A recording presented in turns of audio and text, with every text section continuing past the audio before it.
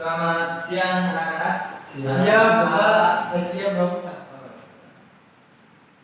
Assalamualaikum warahmatullahi wabarakatuh. Waalaikumsalam warahmatullahi wabarakatuh. Alhamdulillah, pada kesempatan hari ini kita bisa berjumpa kembali untuk melanjutkan pembahasan kita pada mata pelajaran akidah akhlak ya. Kali ini kita akan melanjutkan ke bab 8, yaitu tentang menundukkan diri dari nafsu syahwat dan ghurur. Kita absen dulu ya. Semuanya mohon dengarkan Bapak. Siap. Yang pertama, Arkan Abdillah Hadir. Muhammad Angga Hadir. Abdul Qadir. Bolos, Pak. Bolos. Kemana? Abdul Qadir. MPR, Pak. MPR dan jangan diturutin ya. Siap. Muhammad Haji Amali. Hadir Pak. Muhammad Haji Badar.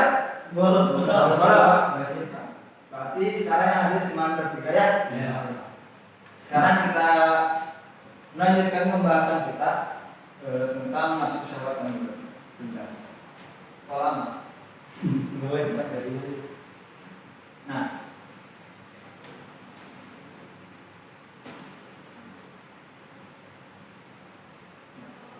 ada yang tahu sebelumnya tentang nafsu syahwat atau pernah mendengar istilah nafsu syahwat? tidak karena Pak, apa itu nafsu? Jadi nafsu itu adalah keinginan seseorang atau dorongan hati yang kuat untuk memenuhi kebutuhan hidupnya. Ya. Kita sebagai manusia memiliki nafsu dan itu sifatnya wajib. Kenapa wajib? Karena manusia itu tidak bisa hidup jika manusia itu tidak memiliki nafsu. Tapi nafsu juga bisa membawa manusia ke jalan yang buruk atau ketidakbenaran. Jadi manusia itu harus bisa mengendalikan, mengontrol hawa nafsunya. Walaupun memang nafsu itu wajib pada manusia, jangan sampai kita itu dikendalikan oleh nafsu yang membawa kita pada kebinasaan. Nah, contohnya manusia setiap hari harus memenuhi kebutuhan hidupnya soal makanan. Karena manusia harus makan untuk kebutuhan sehari-hari. Apabila manusia tidak makan, maka manusia akan mati. Kemudian juga di antara contoh lainnya, manusia itu mempunyai nafsu suka terhadap lawan jenis ya. Nah, apabila manusia dihilangkan nafsunya untuk menyukai lawan jenis, maka yang akan terjadi adalah keruntuhan dan akan binasa. Tidak akan ada lagi keturunan yang akan melanjutkan perjalanan hidup manusia. Nah, nafsu itu dibagi menjadi 7 jenis. Yang pertama adalah nafsu amarah, yang kedua nafsu lawamah, yang ketiga nafsu malhamah, yang keempat nafsu mutmainnah, yang kelima nafsu radiyah, yang keenam nafsu mardiyah, yang ketujuh nafsu kamirah. Nah, di antara ketujuh nafsu ini ada satu nafsu yang paling menjerumuskan kita pada apa? Pada sifat buruk, yaitu nafsu amarah. Ya, nafsu amarah itu adalah seseorang yang senang melakukan sesuatu yang membuatnya senang tanpa mempertimbangkan hukum dan dampaknya. Nah, apabila manusia selalu mengikuti nafsu amarah, maka akan ada pertimbangan hukum dan dampaknya, baik itu dampaknya baik untuk dirinya sendiri ataupun buruk untuk dirinya sendiri. Pak. Dan sisa nafsu yang lainnya, Izin sebentar. oh ya, perintah. Dan untuk nafsu keenam yang lainnya itu merupakan nafsu yang akan membawa manusia menuju kepada kebaikan. Nah, itu pengertian nafsu. Kemudian kita masuk kepada pengertian nafsu syahwat. Syahwat secara bahasa itu menyukai atau menyenangi terhadap sesuatu. Dan secara istilah, syahwat itu berarti kecondongan jiwa terhadap sesuatu yang disukainya sehingga keluar dari batas syariat. Nah, apa saja yang membuat manusia itu terdorong untuk melakukan nafsu syahwat? Yang pertama, syahwat dari kesenangan terhadap harta benda. Nah, ketika manusia menuruti hawa nafsunya, yaitu terhadap kesenangan, baik kepada harta ataupun benda, maka yang akan terjadi dampaknya itu adalah manusia itu sangat rakus ya. Manusia itu sangat rakus, kemudian juga akan terjadi hal-hal seperti contohnya pencurian. Kemudian selain itu juga bagi para pemimpin-pemimpin yang haus akan harta dan bendanya akan terjadi korupsi gitu. Kemudian yang kedua juga syahwat dari kesenangan terhadap seks. Nah, terhadap seks ini bisa mendorong manusia untuk melakukan pemerkosaan, kemudian pelecehan, dan itu semuanya melanggar ketentuan hukum syara gitu. Lalu bagaimana cara menjalankan kesenangan terhadap seks ini dengan cara yang betul, yaitu dengan menikah ya. Kita sebagai manusia sudah Allah ciptakan berpasang-pasangan dan semuanya itu sebagai jalan dari Allah untuk menyempurnakan nafsu manusia. Dan yang terakhir adalah syahwat dan kesenangan terhadap jabatan dan kedudukan. Nah, ini biasanya terjadi di pemerintahan atau pemimpin-pemimpin yang mereka itu haus akan jabatan dan kedudukan. Tidak hanya di negara, tapi juga dalam organisasi, baik itu organisasi di masyarakat, di perkuliahan. Ada beberapa orang yang senang terhadap jabatan dan kedudukannya, sehingga mereka itu tidak akan mendengarkan kritik, saran dari bawahnya. Yang ada mereka hanya mengabaikan kritik saran itu, karena mereka haus akan kekuasaannya. Nah, lalu bahaya menuruti nafsu syahwat ya. Syahwat itu tidak pernah terpuaskan sama sekali. Bahkan ketika manusia mempunyai harta yang banyak, itu nafsu terus akan akan menambah keinginan mereka untuk menambah harta tersebut dan melupakan Allah Subhanahu wa taala. Nah, di antaranya bahaya menuruti nafsu yang pertama adalah merusak potensi diri seseorang. Yang kedua itu mendatangkan kesusahan dan kesempitan. Yang ketiga akan mengakibatkan rusaknya lingkungan dan alam. Yang keempat melahirkan kerantusan, perampokan, pencurian. Yang kelima akan lahir pemimpin-pemimpin dan pejabat yang zalim, rakus, bahkan diktator. Yang keenam, dampak menuruti nafsu syahwat adalah kesenangan terhadap kelezatan makanan.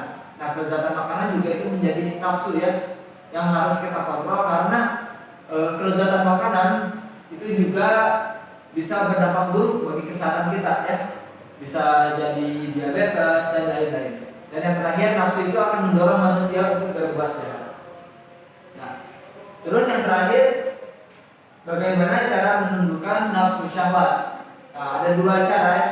Yang pertama itu meningkatkan ketakwaan kepada Allah Subhanahu wa taala dengan beribadah, kemudian puasa, selain itu juga meningkatkan ibadah-ibadah seperti sholat, mengaji dan lain-lain. Dan yang kedua adalah mujahadah. Mujahadah itu artinya menahan nafsu sebisa mungkin untuk tidak terjerumus. Kemudian ada hikmah menundukkan nafsu syahwat. Nah, di antara hikmahnya itu yang pertama menjadi motivasi untuk berbuat baik. Yang kedua hidup lebih terarah dan terkontrol. Yang ketiga terhindar dari perbuatan keji dan munkar. Yang keempat disukai banyak orang. Nah, itu untuk mengejar nafsu syahwat. Lanjut kita ke materi nafsu marah atau sering kita dengar dengan istilah ghadab ya. Nah, ghadab itu artinya merasa tidak senang dan panas hati karena suatu peristiwa atau sebab-sebab tertentu. Nah, ketika manusia itu merasa tidak senang atau tidak nyaman, maka akan timbul gejolak temperamental pada dirinya. Maka kita sebagai manusia harus mengontrol. Ketika manusia tidak bisa mengontrol, maka akan terjerumus kepada kekerasan ataupun keburukan. Apabila kita manusia bisa mengontrol nafsu tersebut, maka kita akan menjadi tenang. Kemudian apa bahaya menuruti hawa nafsu atau menuruti hawa ghadab? Ada dua bahaya, yaitu bagi diri sendiri dan bagi orang lain dan lingkungan. Maka ketika kita menuruti nafsu marah, yang menjadi bahaya bagi diri kita itu kita akan selalu emosi, kemudian tekanan tinggi naik, kemudian juga sakit kepala, stres, bahkan bisa menimbulkan bunuh diri. Dan bagi orang lain itu justru akan menambah masalah, baik itu dengan teman, keluarga, sahabat. Jika nafsu amarah itu dituruti, maka akan menimbulkan pertengkaran, kebencian, pembunuhan juga itu akan akan apa? Merupakan bahaya dari dulu. Kemudian cara menundukkan marah atau ghadab. Nah, ghadab ini ada sebab-sebabnya. Di antaranya itu tidak kuat menahan hawa nafsu, sombong, ujub dan lain-lain. Kemudian bagaimana cara kita menundukkan marah? Di antaranya itu ada 3 macam cara untuk menundukkan marah. Yang pertama dengan riadah. Riadah itu adalah menahan diri, yaitu metode untuk mengendalikan hawa nafsu. Yang kedua adalah mujahadah atau usaha kita sebagai manusia yang sungguh-sungguh untuk memerangi nafsu. Dan yang ketiga adalah menahan hawa nafsu. Nah, maka ada hikmah dalam menghindari amarah, yaitu yang pertama, Allah juga menjadikan surga untuk orang-orang yang berhasil menahan amarahnya. Kemudian selain itu juga orang yang berhasil menahan hawa nafsu itu akan disukai oleh Allah, manusia dan juga malaikat. Nah, sebelum kita memasuki kesimpulan, apakah ada yang mau bertanya? Saya Pak, bertanya. Oke ya. Arkan. Pertanyaan ini Pak, Gimana? bagaimana cara menundukkan nafsu kita sehari-hari? Nah, bagaimana cara menundukkan nafsu kita sehari-hari? Itu bisa kita cegah dengan melakukan ibadah-ibadah. Salah satu ibadah yang bisa membantu kita untuk menundukkan hawa nafsu kita itu adalah puasa. Karena puasa itu pertama kita selain menahan dari hawa nafsu, makan minum, nah itu juga menjadi metode untuk menundukkan nafsu kita dalam sehari-hari. Jadi jangan nanti boleh kalau misalkan lagi panas, lagi marah itu coba puasa. Insya Allah itu akan menundukkan hawa nafsu yang akan ya. Seperti itu. Ada lagi yang lainnya? Siapa? Ya. Pak, apakah ada hadis yang menerangkan tentang hawa nafsu? Hadis yang menerangkan hawa nafsu. Baik, langsung kita mulai ke hadisnya. Sudah saya siapkan ya. Kemudian ini untuk penutupan, tapi sekaligus saja kita bahas. Ya. Hadis ini dari hadis riwayat Abu Dawud nomor 4784 yang berbunyi innal ghadaba minasyaiton wa inna syaitana khuliqa minan nar wa inna ma tudfa'un naru bil ma'i fa iza ghadiba ahadukum falyatawadda. Yang artinya itu sesungguhnya amarah itu dari setan dan setan itu diciptakan dari api. Maka api itu akan padam dengan air. Apabila salah seorang dari kalian itu marah, hendaknya kalian berwudu. Nah ini salah satu metode juga ya buat kita untuk menahan amarah. Apabila kita sedang marah, kemudian kita tidak berpuasa, maka kita bisa berwudu. Nah, apakah ada yang lain pertanyaannya? Tidak ada Pak. Ada. Alhamdulillah cukup sekian pertemuan kita kali ini tentang nafsu marah dan ghadab. Ya.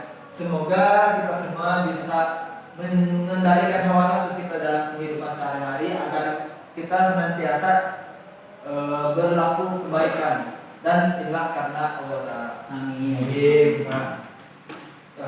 Cukup sekian materi pembelajaran pada hari ini. Kita tutup dengan bacaan hamdalah bersama-sama. Alhamdulillahirabbil alamin. Cukup sekian. Assalamualaikum warahmatullahi wabarakatuh. Waalaikumsalam. Ini, Coba